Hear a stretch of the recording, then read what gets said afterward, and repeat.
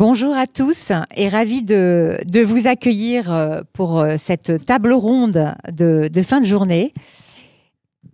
Alors, pour parler d'un sujet qui nous tient particulièrement à cœur, construire la cyber-organisation de demain, quand transformation rime avec sécurité et valeur.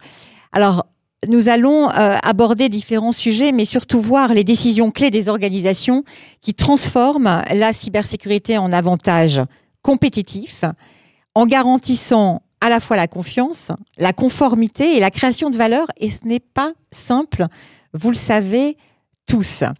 Alors pour cela, j'ai la chance d'avoir trois intervenants très impliqués sur ces sujets. Tout d'abord, Sébastien Blard. Bonsoir Sébastien et ravi de vous retrouver. Vous êtes directeur cybersécurité du groupe Renault et on va avoir un retour d'expérience très précis sur notre sujet. Bertrand Le Piolo, ravi également. Vous êtes directeur cybersécurité groupe de la FDJ United. Là aussi, une sacrée cyberorganisation que l'on va décrypter avec vous. Et puis, Stéphanie Hospital, vous êtes la directrice et la fondatrice de One Ragtime. Alors, autant la FDJ et Renault, je pense que tout le monde connaît, mais quelques mots sur One Ragtime. Alors, One Ragtime, c'est un fonds d'investissement en amorçage série A et série B que j'ai créé, qui a investi depuis 2017 dans une cinquantaine de sociétés, dont certaines sociétés dans la cyber. On est derrière Yogosha, on est derrière Mantra, qui a fusionné l'an dernier avec succès avec CyberGuru. On est derrière des sociétés aussi dans le domaine de la finance d'entreprise, qui ont des flux financiers, donc comme Bénéfice, des places de marché, des sociétés très technologiques dans l'IA, comme Hive, un réseau pair à pair de partage de puissance de calcul, ou encore Polycloud. Et donc, moi, l'éclairage que je peux vous donner, c'est en tant qu'investisseur dans la cyber, et puis aussi en tant que patronne d'une entreprise d'une vingtaine de collaborateurs, donc plutôt dans le style PME. Mais aujourd'hui, je crois que si je devais refaire une société dans la cybersécurité, j'essaierais justement de tabler sur les sociétés qui peuvent protéger les PME qui, elles, n'ont pas les ressources que vous allez avoir, vous, à la FDJ ou chez Renault, pour contraindre ces risques. Et on va décrypter tout cela. Alors pour entrer dans le vif du sujet, Sébastien, parler de transformation digitale pour l'une de nos sociétés françaises les plus historiques, alors ce n'est pas anodin, c'est forcément parler de compétitivité, de valeur, de performance métier. Alors Renault, c'est juste 127 ans d'évolution et de transformation industrielle. En tant que directeur de la cybersécurité groupe, quelles ont été pour vous les étapes les plus marquantes? Allez, on va s'arrêter aux 10 dernières années. Merci Caroline. Et effectivement, ça fait 2 ans que je suis chez Renault et je découvre toujours l'impact et l'ampleur de cette transformation digitale. J'ai refait quelques recherches. Ça a démarré en 2017. Donc 8 ans, avec une vraie volonté de capter les données du monde physique, du véhicule, des robots dans les usines, afin de créer un jumeau numérique. Ça a été une première étape qui a été atteinte à ce moment-là. En 2019, le groupe est passé à l'étape supérieure en proposant y compris de la modélisation, ce qu'on a appelé un métaverse industriel, capable de traiter toutes ces données-là. Et dès 2019, on parle quand même de 13 000 équipements raccordés, des robots dans toutes les usines, tous les serrages de vis sous pression. Et c'est plus de 3 milliards de données qui sont collectées tous les jours et qui ont contribué à la performance. Et la performance métier, ça se mesure. Et le chiffre que je peux donner depuis le début de cette initiative métaverse industrielle, c'est 700 millions d'euros de performance et d'économies qui ont été générées sur la filière industrielle et sur les usines. Donc c'est très, très, très conséquent. Et l'étape suivante en termes de transformation, ce qu'on a fait avec Google en 2022, en accélérant sur la digitalisation du véhicule, avec ce qu'on appelle le Software Defined Vehicle, en transformant totalement l'architecture électronique et logicielle. Et je peux donner 2 exemples de valeurs sur le sujet. Il y a eu le jour et la nuit, par exemple, sur l'onboarding d'un développeur. Être capable d'avoir un développeur opérationnel dans un environnement Android, capable de compiler assez rapidement, vu les tailles des codes sources, maintenant, c'est quelques minutes. Avant, c'était quelques jours. Pourquoi ? Parce qu'on a été capable de mettre à disposition des environnements dans le cloud avec forte performance et niveau de sécurité. Donc ça, c'est un vrai exemple de valeur de transformation digitale. L'autre exemple que je peux donner, c'est tout l'impact que ça a sur les simulations, modélisation de véhicules. La Scénic que vous voyez dans la rue aujourd'hui, c'est un cycle de vie de développement de 5 ans.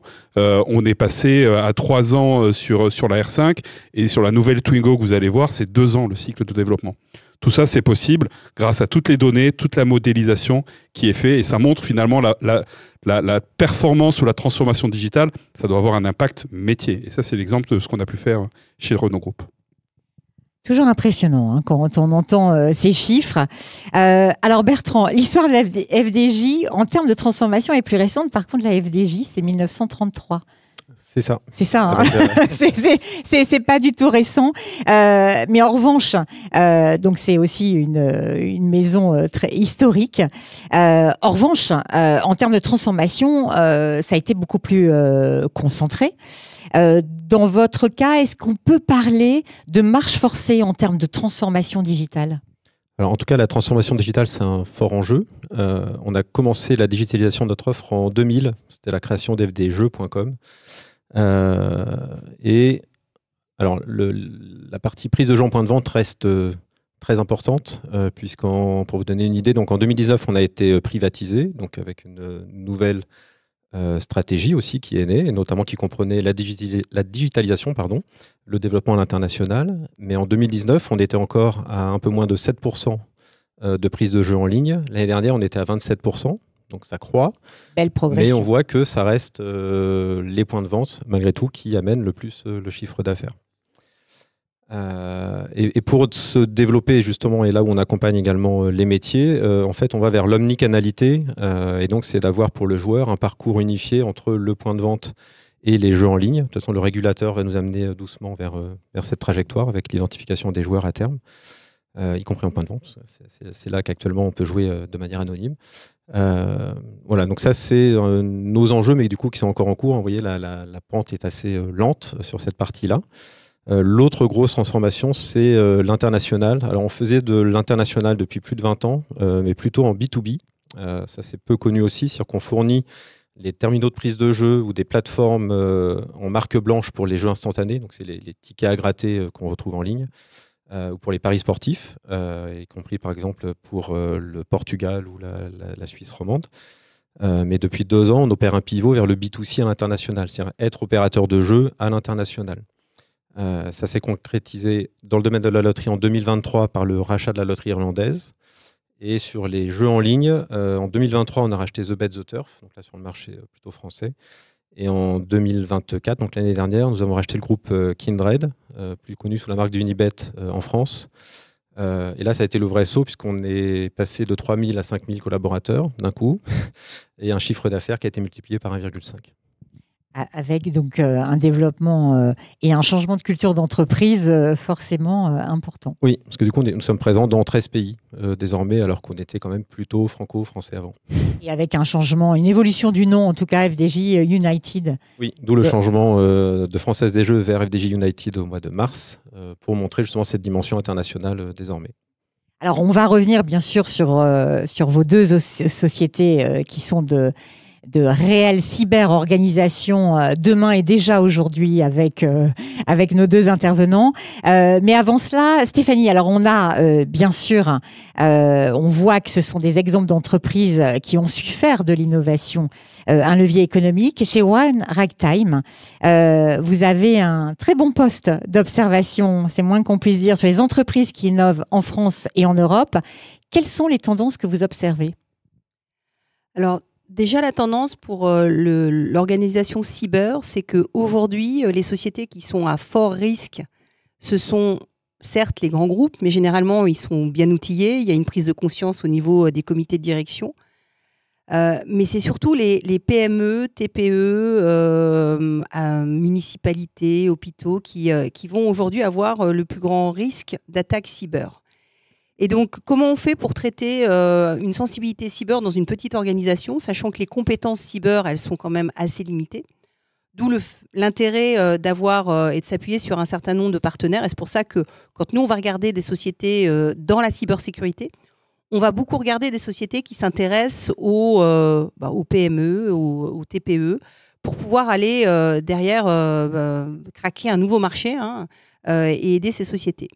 En termes d'innovation technologique, ça ne vous échappera pas que depuis 3 ans, on parle beaucoup d'intelligence artificielle. Alors, il y a toujours eu, qu'on est passé à un stade vraiment accéléré, que nous, on voit déjà aussi au niveau des sociétés dans lesquelles on investit, par le fait qu'une équipe tech aujourd'hui, elle est optimisée par l'arrivée d'un certain nombre d'outils de génération de code, des Cursor, des Windsurf, et quand il fallait 10 développeurs aujourd'hui, avec un très très bon développeur, on va pouvoir faire la même chose. Mais en revanche, on va s'appuyer sur des outils qui sont autant de portes ouvertes pour avoir des attaques dans l'entreprise.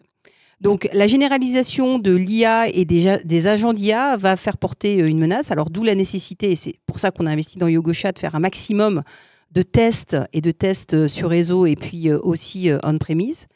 Mais aujourd'hui, ce qui va nous intéresser, nous, en tant qu'investisseurs, c'est des sociétés qui peuvent protéger vous, en tant qu'utilisateur de ces agents IA, de ces solutions d'IA générées, des attaques cyber. Donc c'est pour ça, notre dernier investissement, c'est une société qui s'appelle RippleTide et qui fait en fait des hypergraphes pour sécuriser les données qui vont être utilisées par les agents IA. Alors ça paraît très perché, mais en fait déjà aux US on voit que c'est aujourd'hui on parle que d'agents IA et le sujet c'est comment ces agents IA vont transformer, optimiser, digitaliser encore plus les entreprises, mais vont en même temps être des portes d'entrée encore plus fortes pour des attaques cyber. Dernier point sur lequel, là, je vous parle avec ma casquette de patronne d'une petite entreprise.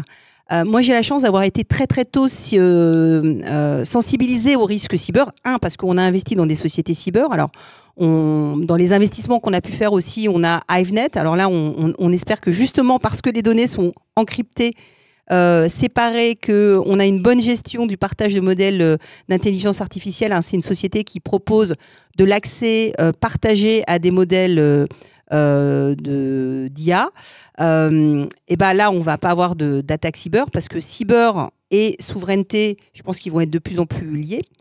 Mais maintenant, si je vous parle avec ma casquette de patronne d'une petite TPE, PME, il y a une sensibilité à avoir au quotidien auprès des collaborateurs sur la gestion des mots de passe. Nous, on utilise toujours des solutions externes, sur le fait d'avoir une attention particulière là où il peut y avoir des flux financiers.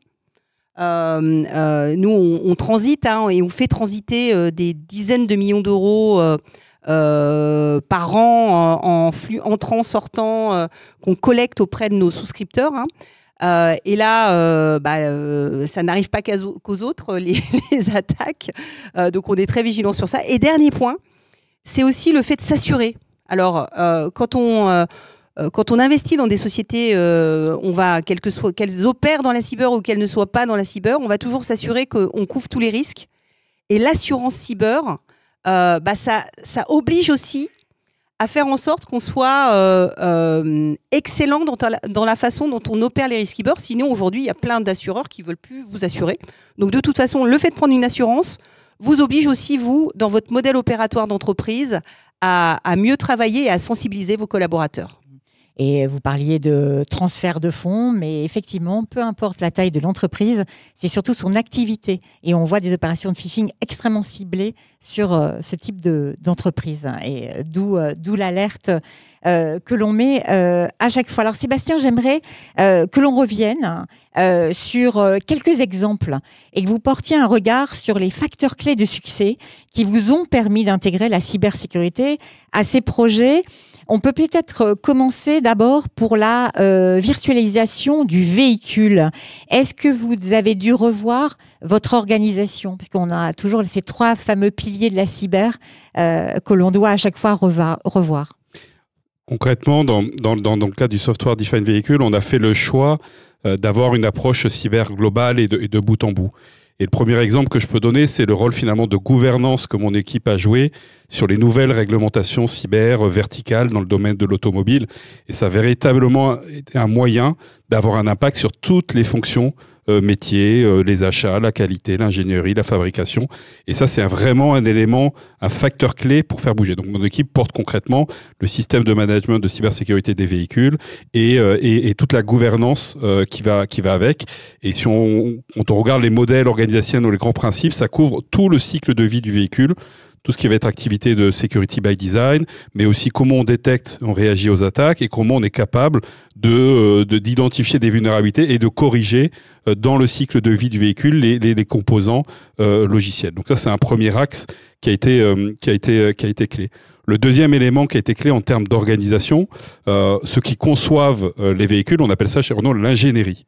Et on a fait le choix de mettre des équipes de cybersécurité d'ingénierie, ce qu'on appelle l'onboard, de cyber onboard, directement dans les équipes ingénierie. En termes d'accountability, ça permet de celui qui est responsable des véhicules à une force de frappe. Et moi, j'ai un lien fonctionnel avec eux qui me permet de couvrir la cybersécurité de bout en bout. Et ce que j'ai fait rajouter à mon arrivée, c'est de faire nommer un Chief Product Security Officer qui peut avoir un rôle de tour de contrôle sur tous les projets véhicules qui passent. Donc ça, c'est un vrai sujet. Il y a ce qu'on peut avoir en indirect en termes d'organisation, mais également l'indirect. Et le troisième axe que je peux donner et qui est absolument clé dans les organisations, il faut garder une partie liée à l'innovation et l'échange avec l'écosystème. Et c'est typiquement nous ce qu'on a fait avec la Software République et Thales, d'inventer des nouvelles façons de détecter et de réagir en cas d'attaque sur les véhicules. Et ça a été quelque chose qui a été à la fois pour des besoins internes, mais qu'aujourd'hui même on peut porter sur le marché pour d'autres industries avec des activités ou des produits équivalents. Et ça, c'est un vrai sujet. La by design dans les organisations de demain, ce volet-là, nouvelles technologies ou les enjeux liés à l'IA cités par Stéphanie, c'est quelque chose que vous devez prendre en compte dans votre organisation. Donc pour ce type de véhicule, donc une réelle, on ne peut pas laisser des trous dans la raquette, hein, c'est ce que vous disiez. Maintenant, si on prend le sujet de la performance et de la qualité industrielle, quels changements ont été opérés ? Là, il y avait un vrai dilemme à l'époque. On se disait, tiens, les usines sont protégées parce qu'elles sont isolées, mais en même temps, on a besoin des données. Donc, on est obligé de connecter. Et on a fait un véritable partenariat avec les équipes de maintenance et d'infrastructure pour permettre, en déployant des solutions de sécurité, de connecter de manière sécurisée et d'avoir les données qui remontent. Et typiquement, mes équipes ont travaillé sur la segmentation. Comment j'isole les fonctions clés de l'usine pour que, si ça peut arriver pour des questions de fournisseurs ou autres, il y a des équipements plus obsolètes, qu'on puisse les séparer des équipements qui sont plus à risque. On a travaillé aussi avec eux sur les sauvegardes. Comment on sauvegarde les configurations des robots pour être capable de reconstruire rapidement les process, gérer les accès à distance, être capable de faire des détections d'avancées d'attaque.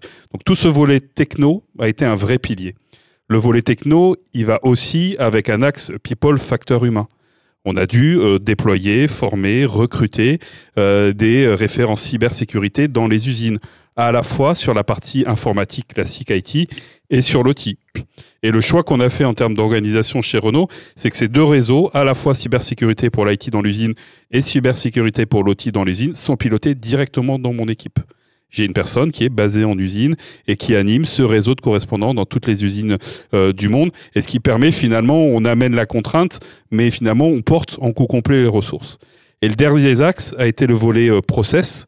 On suit un certain nombre d'indicateurs de maturité, de conformité technique et organisationnelle cyber des usines, et les opérateurs de maintenance peuvent recevoir des ordres de maintenance, leur dire cet équipement-là, il faut absolument le mettre à jour sur cette période-là et ça ne devrait pas avoir d'impact par exemple sur la période de maintenance de l'usine, ou même tiens, on trouve un nouvel équipement dans la plage d'adresse IP qui était notamment des caméras, ça ressemble pas à une caméra, il faut aller vérifier s'il n'y a pas eu soit un équipement parasite, soit une erreur de câblage. Donc voilà, donc c'est ce trio-là, people, process, technologie, il faut que ça soit by design dans l'organisation et il faut s'en préoccuper de bout en bout, hein, parce que si on fait la transformation et le build, mais qu'on ne supporte pas les équipes métiers sur le run, ça ne prend pas et finalement le niveau de sécurité peut s'éroder. Alors on a, pour ceux qui ont participé au Before hier, dans la journée, c'est vrai que le fil rouge, c'est mettre des security champions, alors on les appelle, ils ont maintenant différents noms, mais que de la RH, en passant par les usines, en passant par tous les départements, vous le disiez, ça prend du temps. On peut même dire que c'est parfois un peu laborieux, mais c'est nécessaire et obligatoire pour avoir cette cyberorganisation. Oui, et j'allais dire en impliquant le métier. Si je prends l'exemple dans les usines, on est allé voir le directeur d'usine, on est intervenu régulièrement en comité de direction d'usine, et à la fin, effectivement, ils ont vu la valeur que ça pouvait apporter en termes de métier, en termes de disponibilité, en termes de risque de défaillance. Donc ça, c'est des choses qu'on arrive à mettre en avant. On a gagné finalement en performance opérationnelle, et comme ces efforts-là ont permis de connecter, ils ont en plus eu tout ce que je vous ai présenté avant en termes d'optimisation, de valeur et de performance métier. Donc c'est un bel exemple où finalement, plutôt que de prendre ça comme une contrainte de raccorder, nous on est venu avec des solutions people, process, technologie pour les accompagner. En travaillant sur ces 3 piliers, performance, valeur et sécurité, on fait avancer effectivement les organisations. Alors Bertrand, avec l'exemple de Sébastien et du groupe Renault, la cybersécurité, elle a été intégrée, on le voit, à la base des projets, à chaque étape. Mais lorsque le développement, la transformation d'une organisation se fait par des acquisitions à l'international, qu'est-ce que ça change en matière de stratégie de cybersécurité? Parce que là, on est sur d'autres problématiques. Il y a un premier point, enfin là on a essayé d'agir en premier, on a commencé en 2022, c'est sur déjà la partie merge and acquisition, et notamment sur l'intégration de nouvelles entités dans le groupe, enfin dans la cybersécurité groupe notamment. En 2022, avec la nouvelle stratégie, on a vu que les acquisitions allaient se multiplier, et donc on a cherché à standardiser, industrialiser un petit peu le process d'intégration. Et donc on a élaboré un canevas d'intégration qu'on déroule maintenant systématiquement, qu'on a ajusté justement avec le retour d'expérience au fil des acquisitions, mais qui est aussi un élément sur lequel on apporte de la valeur au métier, puisque ça permet de connecter les nouvelles entités plus rapidement avec les autres entités de la FDJ, et donc de commencer à travailler avec eux un peu plus tôt. Après, sur le process, c'est assez standard, c'est juste que au-delà de l'étape de prise de connaissances, prise de contexte, donc échange avec les nouvelles équipes cyber, on a un assessment cybersécurité qui est fait, mais qui n'est pas global. Ce n'est pas le moment pour nous. On a vraiment fait un focus sur leur exposition aux vecteurs d'attaque qui peuvent mener aux risques les plus critiques. Et donc, on a un formulaire qui est un peu plus ramassé, entre guillemets, sur la base duquel on évalue justement leur exposition aux risques les plus critiques. On fait un plan d'action à 100 jours. Dans les acquisitions, il y a toujours des plans d'action à 100 jours dans les différents métiers. On en a rajouté un pour la cyber. Et on rajoute en parallèle de ce plan d'action à 100 jours, dans lequel on peut accompagner l'entité en fonction de sa taille, la mise à disposition des premiers services de cybersécurité offerts par le groupe, et notamment les services SOC, tout ce qui est détection de fuite d'informations sur le deep web, le dark web, etc. L'interconnexion avec le SOC, c'est pour leur dire que à partir de maintenant, dès le day one, finalement, s'ils ont des incidents de sécurité, le SOC groupe doit être tenu informé. Voilà, c'est ce genre de service qu'on met à disposition. Et ensuite, on a le temps, entre guillemets, de rentrer dans les process de gouvernance du groupe. Et donc là, en effet, on passe d'une approche peut-être qui était par les risques au moment de l'intégration à plus une approche par conformité, mais sur la base de notre référentiel. Les autres adaptations qu'on a faites, alors notamment depuis l'acquisition de Kindred, qui était encore une fois par rapport aux autres acquisitions vraiment plus importantes, on a dû revoir le modèle opérationnel de la cybersécurité groupe, et donc notamment on a redéfini les responsabilités entre le central, c'est-à-dire ce qui est fait au niveau de ma direction, et le local, donc ce qui reste de la responsabilité des entités. Assez classiquement, on a la partie vision, donc la partie gouvernance, donc la stratégie, la définition du framework, le contrôle de l'application de ce framework se fait au niveau central, et l'exécution se fait plutôt en local, mais tout en gardant évidemment des responsabilités sur le SI, parce que c'est eux qui connaissent le mieux à la fois leur métier et le SI.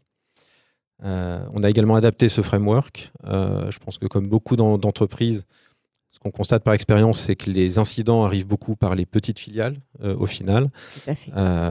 Nous, l'année dernière, c'était 80% des incidents notables venaient de filiales, par exemple. Et donc, on a fait monter un peu en exigence notre framework de cybersécurité pour justement faire monter au global le niveau de sécurité de toutes les entités. Donc, on a une baseline qui est applicable à tout le monde, un peu plus exigeante qu'avant. Et on a rajouté un niveau notamment pour les opérateurs de jeux qui sont plus sensibles, et eux ont un framework qui est un peu plus exigeant. Et l'autre point, peut-être que il y a deux points que je peux ajouter aussi sur le sujet de l'organisation. Il y a des activités qu'on a voulu rendre groupe également, c'est le SOC. Avec les acquisitions, on a plusieurs SOC dans le groupe à date. Sous 2 ans, on n'aura plus qu'un seul SOC groupe. Parce qu'on juge qu'il est important d'avoir une visibilité globale sur toute la surface d'attaque du groupe, et notamment quand on ajoute de nouvelles entités, c'est un enjeu important. Et le deuxième point, c'est la même chose pour l'IAM. On va arriver aussi à avoir une entité IAM Group, parce que pareil, on pense que la gestion des identités dans le groupe est un point clé. J'étais à une présentation de Webstone juste avant. C'était confirmé. Et donc, c'est 2 activités qu'on va qu'on va assurer en centrale pour l'ensemble du groupe. Et le dernier point peut-être que je peux ajouter, pareil, alors c'est pas le cas évidemment de Kindred, ni de PLI, parce que c'était déjà des opérateurs avec des agréments et donc un certain niveau de maturité cyber. Mais sur des acquisitions d'entreprises plus petites, il y a parfois une seule personne, voire 2, qui font à la fois de l'IT et de la cyber. Et c'est juste pas gérable en fait. Et donc l'autre trajectoire que l'on prend, c'est d'opérer la cybersécurité, donc notamment la sécurité opérationnelle pour ces petites filiales. Oui, alors on voit avec l'exemple du SOC et de l'IAM, donc c'est un travail de longue haleine pour harmoniser et mettre tout le monde au niveau du même plan. Le risque et le danger, c'est vrai que lorsqu'il y a des rachats, le directeur cybersécurité n'est pas mis dans la boucle puisque ce sont des sujets RH et au niveau du top management, et bien entendu, ça redescend pas. Enfin, il y a un délai de descente plus ou moins rapide en fonction des organisations, d'où l'important, comme vous l'avez fait, de mettre en place des listes. Voilà, dès que c'est officiel, on applique, on ne se pose pas de questions et on descend les process. C'est vrai que je suis pas au comité d'investissement. Par contre, on a pu donner en amont les exigences cyber à aller analyser dans les sociétés qui sont ciblées en rachat. Et après, il est vrai que je dois être contacté peut-être une semaine avant la signature. Et donc, en gros, on a quelques jours pour aller analyser ce qui a été vu par les cabinets, lever éventuellement des alertes. Alors, sachant que la cyber, je pense, ne sera jamais bloquante, un rachat. Donc, on est plus à poser des conditions ou du moins à mettre des points d'attention en disant, voilà, il y a peut-être une faiblesse sur cette partie-là. Tenez-en compte dans la valeur du rachat pour... dans les audits aussi. Voilà, ouais. Donc et on a vu des entreprises qui rachetaient finalement des entreprises où il y avait déjà des malwares, des intrusions, et on rachetait les hackers en même temps. Voilà. Donc c'est à prendre en compte. Mais donc voilà, des choses bien précises, il faut aller vite dans le cas des rachats. Alors Stéphanie, vous nous avez effectivement parlé de vos investissements dans les sociétés de cybersécurité, mais vous avez un deuxième axe, parce que vous recevez plusieurs milliers de dossiers chaque année, mais vous n'investissez que dans quelques sociétés, forcément. Est-ce que la cybersécurité rentre dorénavant en compte dans vos critères de sélection pour votre autre segment d'investissement ? Alors oui, bien sûr, parce que nous, quand on investit sur des sociétés qui ont pour ambition de devenir des leaders internationaux. Donc généralement, on rentre au tout début quand elles font quelques milliers d'euros de chiffre d'affaires et qu'elles vont avoir un produit, un service. Mais on espère, et c'est ce qui s'est passé par le passé, que ça devienne des très très très grosses entreprises, entre 10, 20, 30, 40, 50, 200 millions d'euros de chiffre d'affaires. Hein. Alors pour des grands groupes, ça paraît petit, mais au niveau de sociétés tech, on est déjà sur des très beaux chiffres. Donc on va s'assurer qu'il y a effectivement un contrôle technologique fort au moment où on investit. D'autant plus à une période de bascule où la défensabilité de la tech n'est plus ce qu'elle était. C'est-à-dire, il y a 2 ans, on aurait regardé est-ce qu'on a une super équipe tech produit. Aujourd'hui, on se rend compte que les progrès de l'IA générative font que c'est beaucoup plus facile de développer très rapidement et de manière ouverte, mais qu'en même temps, on va avoir d'autres enjeux qui sont des enjeux de développement, de commercialisation qui vont faire que c'est pour ça qu'on va aller sur ces entreprises. Donc oui, la cyber, c'est ce qu'on va regarder. C'est un des éléments de nos analyses.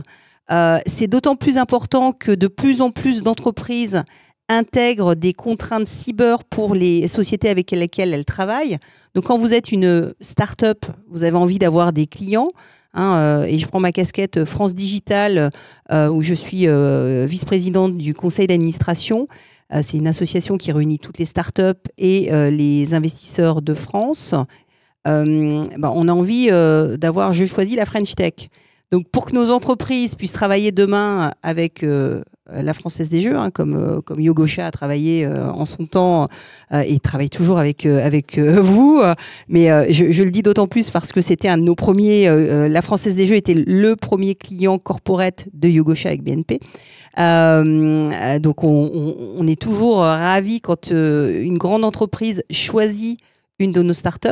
Mais aujourd'hui, pour que ces startups soient choisies, c'est qu'elles doivent se plier à un certain nombre de contraintes réglementaires qui font que si l'approche cyber n'est pas intégrée dès le départ, vous pouvez passer pendant des mois à essayer de convaincre L'Oréal et à la fin vous faire recaler parce que vous n'avez pas passé le test des pentests demandés aujourd'hui par certains grands groupes et puis bien plus. Donc oui, c'est une contrainte. Oui, c'est une opportunité aussi. Et donc moi, je suis fascinée de voir comment un groupe comme Renault a intégré ce que tu expliquais, Sébastien, d'intégrer autant la dimension cyber au moment de la conception produit. Mais je pense que ça s'applique à tout le monde et en particulier pour les nouvelles entreprises dès le départ prendre en compte cette logique. Puis il y a un dernier sujet sur lequel moi je vais avoir un regard tout particulier, c'est la souveraineté des solutions qu'on va utiliser. Alors attention, il faut arriver aussi à faire je dirais la bonne séparation entre je prends une solution souveraine, plutôt européenne, versus je prends une solution qui n'est pas forcément souveraine, mais qui va être opérée de manière souveraine, mais qui en même temps m'apporte un différentiel business beaucoup plus important. Donc il faut savoir faire la part des choses. Mais c'est aussi par rapport à ces sujets de souveraineté et de contrôle des données qu'on a investi très récemment dans un projet très disruptif qui s'appelle Polycloud, où en fait on développe des micro-data centers dans des containers pour pouvoir permettre aux entreprises d'avoir, aux municipalités, d'avoir à côté de leur, à proximité, le contrôle de leurs données et de leur GPU. Alors c'est très précoce, mais je pense que ça c'est une tendance qui va se développer, c'est de pouvoir sécuriser localement des données et des modèles de recherche. Alors, vous avez parlé de réglementation et ça fait quand même du bien à tout le monde. C'est quand même un sacré levier pour faire évoluer les sujets de cybersécurité en interne. Bertrand, alors on ne peut effectivement pas parler de cyberorganisation sans NIS2 ou autre sujet. Mais alors vous avez encore un enjeu stratégique supplémentaire pour la FDJ. C'est qu'en cas de non-respect, vous pouvez perdre des agréments pour être opérateur sur votre secteur. Alors, comment vous avez pris en compte cette contrainte dans le développement de votre cyberorganisation ? Est-ce que c'est le double effet qui se coule ? Oui, alors c'est là où on est aussi apporteur de valeur, mine de rien, en aidant justement à obtenir les agréments. Il faut faire homologuer également nos plateformes de jeux, et ça en général c'est vrai dans les différents pays. Et donc pour le coup on aide les métiers justement à tenir leur délai sur le lancement des jeux ou des plateformes, justement en les accompagnant dans la mise en conformité et dans le dépôt des dossiers d'homologation et d'agrément. Pour l'organisation, donc dans le modèle opérationnel de la cybersécurité groupe que j'évoquais tout à l'heure, en fait, la conformité, on l'a laissé au niveau local, c'est-à-dire c'est de la responsabilité des différentes filiales. Alors pourquoi ? C'est tout simplement, ils connaissent, enfin déjà il y a en général un régulateur par pays et donc c'est eux les mieux placés pour connaître le régulateur de leur pays et les exigences associées. On a plusieurs plateformes également de jeux, c'est pas forcément la même pour tous les pays et donc pareil, ils sont plus proches des métiers et de la DSI pour aller faire homologuer ces plateformes-là et donc c'est de la responsabilité des entités elles-mêmes. Pour autant, les ciseaux que j'ai qui sont en responsabilité des différentes verticales, en fait on a fait une verticale grossièrement, pas exactement, mais par business unit suite à la réorganisation de la FDJ, en tout cas de son modèle opérationnel. Et donc les ciseaux s'assurent malgré tout que la posture sécurité des entités est correcte et qu'ils sont en bonne position pour renouveler leurs certifications ou leurs agréments. L'autre sujet sur lequel on avait retravaillé, c'est une stratégie de certification. Donc, on a notamment 2 certifications principales qui sont la 27001 et la WLA SCS, alors c'est la World Lottery Association Security Control Standard, c'est spécifique aux opérateurs de jeux. Mais on a essayé, pareil, d'allier conformité et efficience, et donc d'essayer de faire certifier que les entités qui en ont réellement besoin. Et donc, on a refait valider en revue de direction les entités qui devaient être certifiées sur l'une ou l'autre, ou parfois les deux, de ces standards. Et ça, c'est pareil pour apporter un peu plus d'efficience et de souplesse sur nos métiers. Et le dernier point, c'est même si c'est plutôt décentralisé comme activité, on essaye d'encourager, notamment depuis cette acquisition majeure et la nouvelle organisation, la cross-fertilisation entre les différentes équipes cyber du groupe. Alors c'est vrai sur la conformité, mais pas que. Je ne l'ai pas rendu obligatoire, j'incite fortement les équipes à le faire. Et donc c'est au travers de la création de communautés pour partager les bonnes pratiques, etc. Et notamment sur la conformité, c'est pour essayer de faire de la conformité justement efficiente, parce que sinon ça peut être vite trop cher. Petit sondage dans la salle, qui est en réflexion sur son organisation cyber dans la salle? Allez, osez lever le doigt. Alors justement, pour les personnes, Bertrand Sébastien, vous, c'est vrai que vous avez déjà fait votre transformation. Quels conseils vous pourriez donner à tout le monde quand même? On est preneur de tous les conseils, parce que c'est vrai que quand on est dans ces projets-là, qu'on subit des rachats, l'arrivée de nouvelles ruptures technologiques, et on en passe, on a besoin d'un petit peu d'entraide entre confrères. Sébastien? Moi, j'identifie 3 points. Le premier point, c'est l'alignement métier, mais je dirais même l'alignement avec la stratégie du métier. Ça, c'est un point de plus en plus important dans les organisations cyber, de vraiment adresser ce volet. Donc, on peut penser que, par exemple, une organisation IS/IT doit être à l'image du métier ou proche du métier, mais finalement, la cyber se récupère la double contrainte d'être proche et pouvoir mapper avec la IS/IT et avec le métier. Ce qui, parfois, lorsqu'il y a du shadow IT ou autre, peut être un challenge. Donc, le premier point, c'est l'alignement avec la stratégie du métier. Il faut aller voir le métier, quels sont les enjeux, comment est structurée finalement l'activité. Le deuxième axe, c'est d'être capable d'avoir une organisation compréhensible par le métier, simple. Il y a peut-être des enjeux parce que vous avez des pays, parce que vous avez des activités différentes, vous avez de l'industrie, du produit. Il faut avoir une organisation simple qui permet de clarifier les rôles et responsabilités des personnes, que ce soit en hiérarchique ou fonctionnel dans le cadre d'un réseau étendu. Ça, c'est absolument clé. On ne peut pas sans arrêt se poser la question qui va prendre tel ou tel sujet cyber. L'organisation doit être lisible.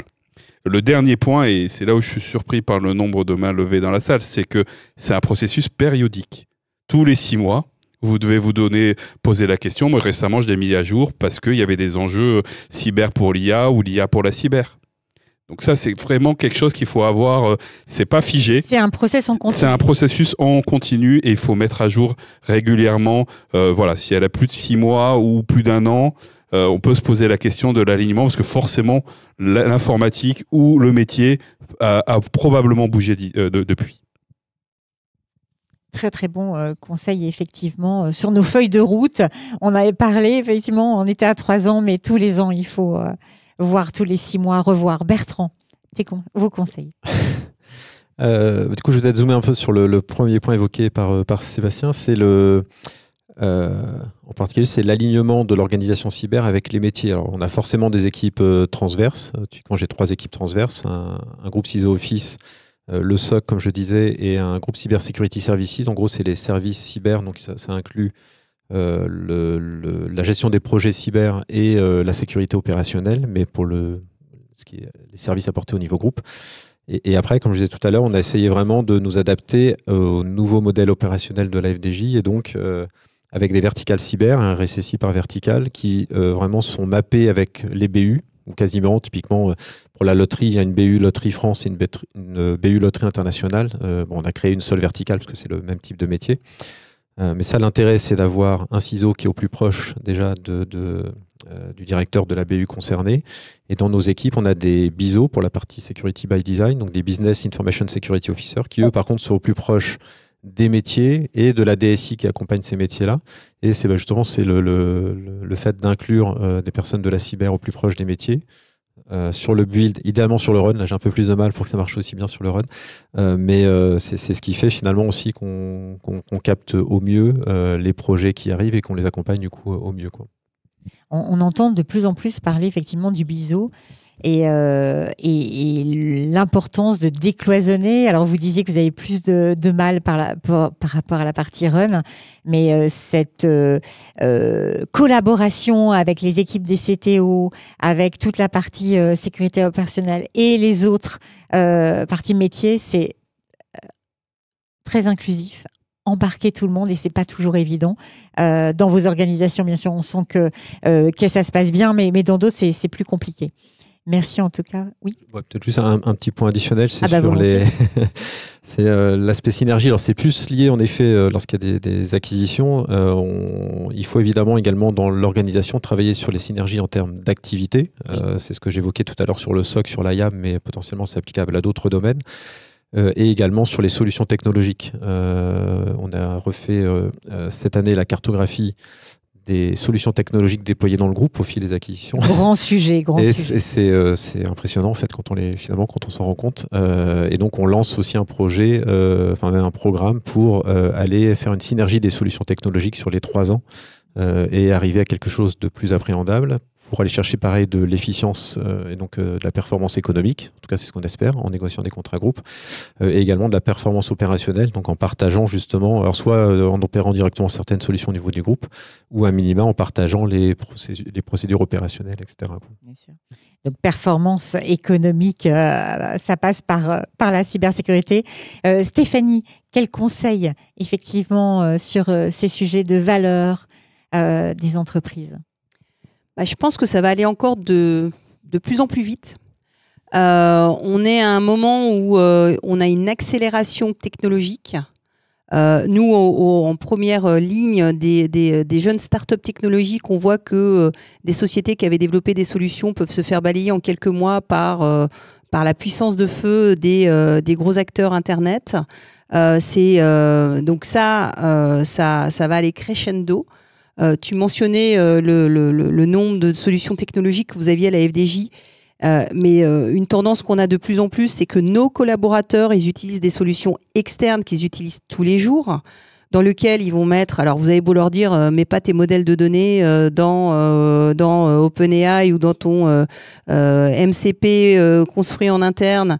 Je pense que c'est une vue d'esprit de penser qu'ils ne le font pas, tout simplement parce que c'est extrêmement efficace. Et qu'aujourd'hui, l'informatique d'entreprise n'est peut-être pas encore au niveau des solutions qu'on peut avoir dans le grand public, d'où le fait de certainement accélérer, vous en tant que patron de la cyber, l'adoption de ces modèles LLM, mais dans un environnement sécurisé de vos propres données et outils, mais il faut donner la même efficience technologique que les outils qu'on peut utiliser au quotidien, nous, dans notre vie privée. En tout cas, dans le monde des startups, on ne se pose pas trop la question, on y va, et puis on développe nos modèles de données. Moi, je suis stupéfaite de voir la vitesse avec laquelle ça s'améliore, ça va vite. Les agents IA, ça y est, c'est parti, c'est la nouvelle transformation, c'est qu'on va automatiser de plus en plus un certain nombre de tâches, donc on ne va plus contrôler qui les fait. On y va très très fort. Et puis le dernier sujet, c'est la prolifération d'informations, de fake news qui ne sont pas directement des menaces cyber pour vous, mais peuvent être des menaces pour vos entreprises. On a vu un certain nombre de sociétés qui ont été victimes d'attaques sur leur métier propre, sur leur intégrité. Je pensais notamment à Harvest, qui, tout juste financé par un très gros du private equity, s'est fait hacker sur son cœur business. Et puis derrière, c'est toutes les informations qu'il faut gérer. Mais ça encore, c'est une menace que vous pouvez voir, mais c'est derrière la réputation de vos entreprises. Et donc la réputation des gens avec qui vous allez travailler. Et je pense que plus que jamais, transformation digitale et cybersécurité vont de pair. Et plus que jamais, en tant que patron de la cybersécurité, vous avez un enjeu de sécurisation des actifs de l'entreprise et de sa valeur future, en étant à la fois capable de s'adapter à ces nouveaux changements technologiques qui vont aller très très très vite, qui vont amplifier les menaces, et en même temps en faisant un atout pour créer et faire en sorte que vos produits, parce qu'ils sont totalement sécurisés, parce qu'ils sont totalement bien conçus, vont faire un avantage pour les clients. Et moi, je terminerai sur ça. Personnellement, je préfère me dire que demain, je vais rouler sur une voiture avec une voiture européenne comme celle de Renault, plutôt que me dire que je vais utiliser des solutions. Alors, c'est peut-être de la science-fiction aujourd'hui, mais on ne sait pas dans 3, 4, 5 ans si on n'aura pas aussi un vrai sujet de contrôle de tous ces éléments qui sont dans notre vie du quotidien, et on est de plus en plus connectés. Ça passe par la voiture aujourd'hui, mais c'est tout ce qui nous entoure, c'est le monde de la maison. Donc ça demande encore plus de protection. Vous l'avez compris, la cyberorganisation de demain, c'est aujourd'hui. Merci beaucoup à tous les trois. On est pile dans les temps. Je crois qu'on peut les applaudir. J'espère qu'en tout cas, les conseils qui vous ont été donnés seront utiles. Et pour ceux qui sont en pleine organisation, n'hésitez pas à venir nous voir si vous avez des questions. Merci. Et puis, on se retrouve donc dans un petit quart d'heure pour la keynote de clôture. Je crois que c'est Wiz qui intervient. Merci encore. Au revoir.